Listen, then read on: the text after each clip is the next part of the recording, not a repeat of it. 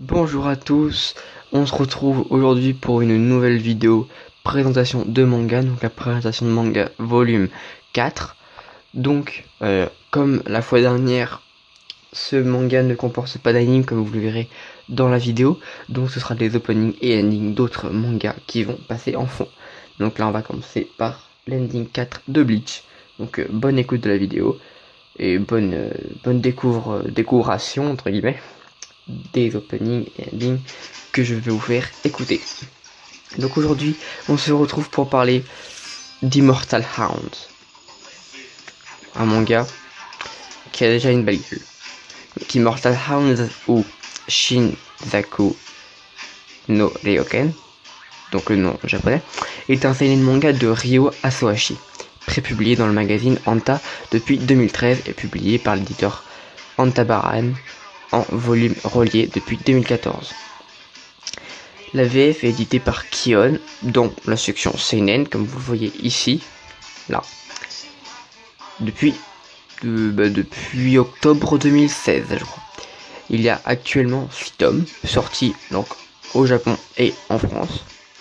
Il n'y a pas d'anime pour l'instant, comme je l'ai dit au début de la vidéo, ni de jeux vidéo et autres trucs dans le genre. Donc je possède moi actuellement les 3 premiers tomes, comme vous le voyez ici. Donc 1, 2 et 3. Donc c'est un manga, un seinen, on le voit bien, avec ce genre de scène. Donc ils sont quand même pas très habituels dans les shonen. C'est pour ça que c'est un seinen. Donc seinen qui est bien sûr des mangas pour jeunes adultes. Donc on voit des scènes de carnage comme ça pour tout le manga. Donc des bonnes scènes de carnage. Si vous aimez bien le seinen, le sang et autres trucs comme ça, vous allez aimer. Vraiment, je vous le conseille. Donc les personnages principaux sont Rin, aussi appelé Furin, mais il y en a d'autres comme Kenzaki ou Kiriko, voire même Blanche-Neige qui est présente. Donc, Kenzaki, Rin et Blanche-Neige, donc 3 personnages comme ça, et Kiriko. C'est que les exemples, il n'y en a pas d'autres. Donc je vais vous lire un petit truc. Parce que ça, oui, comme je vous l'ai dit, aucun jeu, ça, rien. Donc c'est dommage parce que c'est un manga, je pense, qui pourrait vraiment faire l'affaire en jeu. Ça pourrait être vachement bien. Yo, mini spin-off, truc comme ça. Vraiment, non. Et ça pourrait être sympa en anime aussi. Donc je vais vous lire un petit résumé. Donc à l'habituel, l'immortalité est ce que différencie l'homme de l'animal. Depuis cette évolution majeure apparue, les êtres humains sont capables de ressusciter en quelques secondes, à peine en pleine possession de ses moyens, et avec son apparence initiale, quelles que soient les blessures subies. Avec ça, une balle dans la tête est souvent le remède le plus expéditif pour guérir d'un simple rhume. Mais cet état des choses est menacé par l'expansion d'un terrible fléau, le RDS, ou Resurrection Deficit Syndrome. Toute personne infectée perd à tout jamais la capacité de se régénérer. Il n'existe aucun vaccin, et les informations sur l'origine de ces mâles sont rares. Tout ce qu'on sait, c'est que la transmission se fait par des vecteurs, des agents déjà mortels. Qui sont-ils? D'où viennent-ils? Mystère. Ils ont l'apparence humaine, parlent comme des humains et se fondent dans la masse. L'ONU a déclaré la guerre à ces porteurs de virus et la police est autorisée à les éliminer à vue.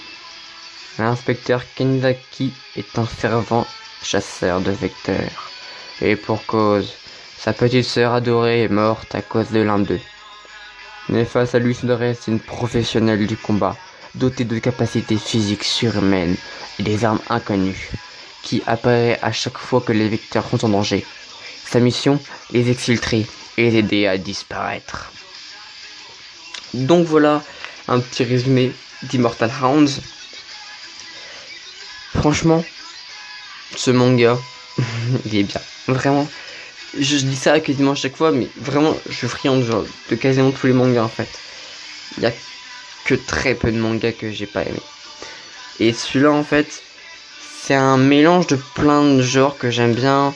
Genre, on est dans une époque moderne, avec, comme vous voyez, avec des fusils à pompe, des fusils d'assaut, autres comme ça.